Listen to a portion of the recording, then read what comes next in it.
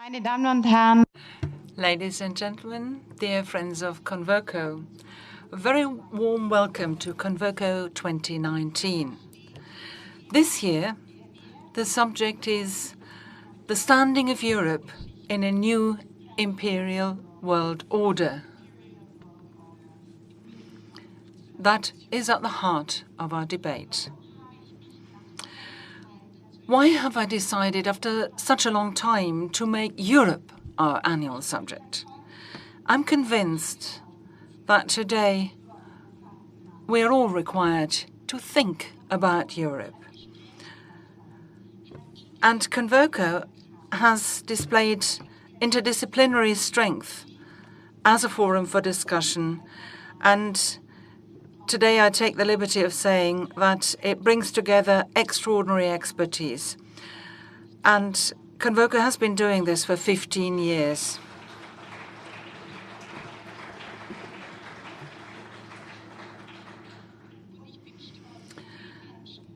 And it's a pleasure to me and a source of pride to have involved so many people in intellectual exchanges. And here we should have, on the screen, a list of alumni. Just like real life, it doesn't always now. It works. You can see all these people on this list have been active participants in these last 15 years.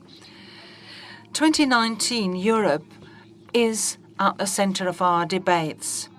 When we tried to work out the subjects, the questions we considered were, why should Europe, apart from the United States and China, i.e. Asia, be a global player? What does Europe have to offer the world? What unites Europe, and what does it stand for?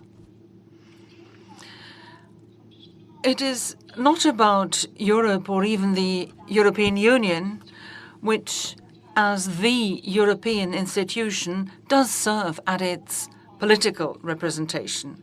Today, Europe is unsettled. It sees its prosperity threatened by globalization. As an aging society, it requires foreign labor.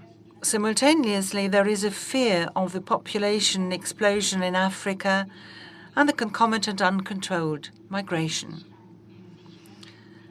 After experiencing 70 years of stability and prosperity in Western Europe, nothing seems certain anymore. Europe and German history are very closely interwoven. Thinkers such as the American historian Robert Kagan speak of the new German question in case Europe breaks apart. The German question has shaped the Europe of today, just as it has been leaving its mark on the transatlantic relationship for more than 70 years. The unification of Germany in 1871 created a nation in the heart of Europe which was too large, too economically strong, and too powerful to be counterbalanced elsewhere within the European continent. The collapse of the balance of power in Europe brought about the two world wars. After the Second World War, America and Europe established NATO to keep the Soviet Union out, the Americans in, and the Germans down, as Lord Ismay, the first Secretary General of NATO, once put it. This also caused the establishment of a whole range of European institutions, starting with the European Steel and Coal Community all the way to the creation of the European Union. And this is why, time and again, the emphasis is on Europe as a peace project. Democracy as a shared value played a vital role in forging a European identity. In addition, it was and always will be the bridging element of transatlantic relations. Particular landmarks here were the fall of the Berlin Wall in 1989 and the establishment of the European Union in 1991. This new Europe was the answer to 20th century nationalism. It brought about a willingness to share sovereignty and jointly project power. This liberal world order was a success model, providing an example for many regions. Suddenly, this liberal order seems endangered. Let us look how Europe presents itself today. In the eastern part of Europe, the formerly democratic governments, such as those of Hungary, Poland, the Slovak Republic and the Czech Republic, are morphing into illiberal authoritarian systems. Romanian's Prime Minister Klaus Iohannis, for example, does not deny that his country ignores the rule of law. The threat from the south are populism and economic deviation. In case of Greece and Italy, in the western part of Europe, there is the danger of a hard Brexit. Interesting in this context is the following observation. In moving away in political terms, the East satisfies the EU's economic criteria, while the south of Europe conforms politically, while not in every case meeting economic requirements. We are witnessing a wave of nationalization in individual European countries, even sadly in the United States. Equally, one should and perhaps has to be criticizing Europe and its institutions. Equally, one should be aware of what would be given up and which values might be in danger of being lost. The world is changing, it always does, but today it does so faster. Technological change accelerates this development significantly. At the same time, globalization reinforced by digitization leads to another world order. Parag Khanna, in his book The Future is Asian, explains that the 21st century is going to be the Asian century, and he stresses that in all areas of global life, dialogue must lead to synthesis. Western atomism, Eastern holism, humanism and scientific materialism, freedom and harmony, democracy and technocracy must be connected. According to Khanna, we have to find common ways forward. Grossly simplified, in geopolitical terms, Europe is sandwiched between two power blocks, America on the one side and Asia, so far still dominated by China, on the other. A joint way forward currently seems far removed.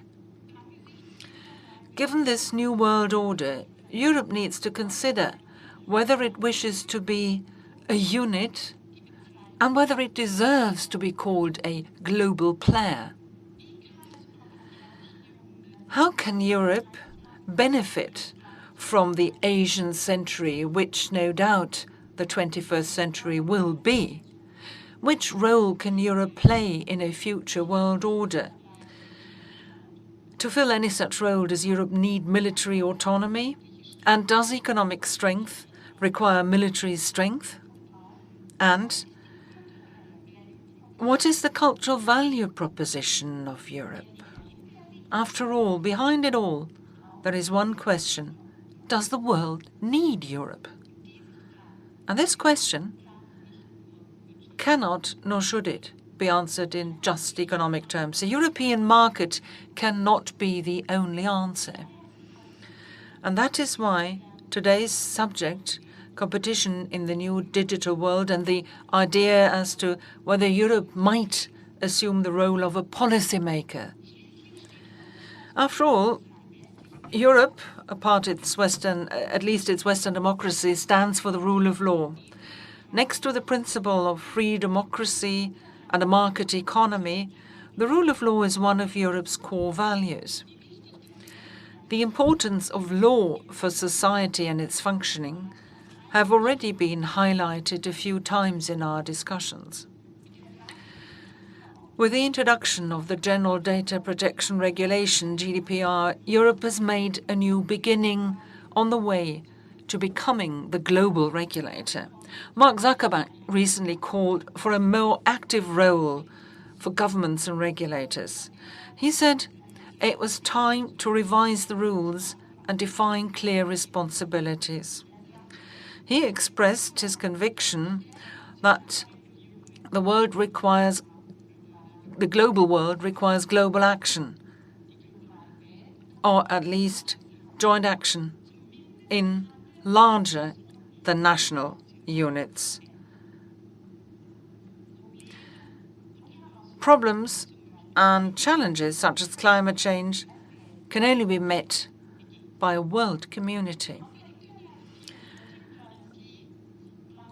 On the 30th anniversary of the World Wide Web, Internet pioneer Tim Berners-Lee also warned against overly powerful digital companies abusing the global data network. He demanded governments to protect competition in the digital markets. The IMF, International Monetary Fund, considers the taxation of international digital companies obsolete and is proposing reforms. The EU Competition Commissioner Margrethe Vestager has just imposed the third EU antitrust fine worth billions against Google. The exclusive reasons given for the Commission's decision is EU competition law.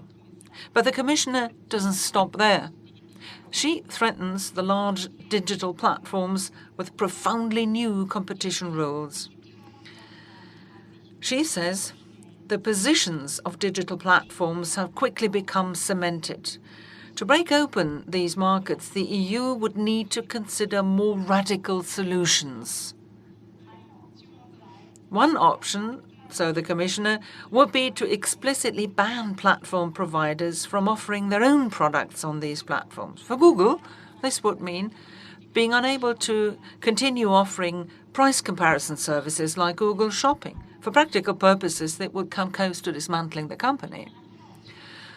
Another option, according to Vestager, would be allowing third parties access to the data of dominant platforms. And the last point concerns the great challenge of data portability. Data which is shared with one service should be transferable to another service. This creates innovation and competitiveness. This way, she says, a new, better algorithm on the basis of all the collected data could yield better results and replace the old algorithm. This approach is in contrast to the idea of a European industry policy which intends to facilitate the emergence of German and European market leaders, so-called champions. The European Competition Commission is unhappy that this might even entail an easing of merger controls. The buzzword here would be a European ministerial permission. But looking towards Asia makes clear that the economic success of both China and Taiwan, or Korea respectively, is due to powerful industry policy exercised all the way to protectionism. In the face of Asian developments, maybe our ordoliberal thinking is no longer adequate.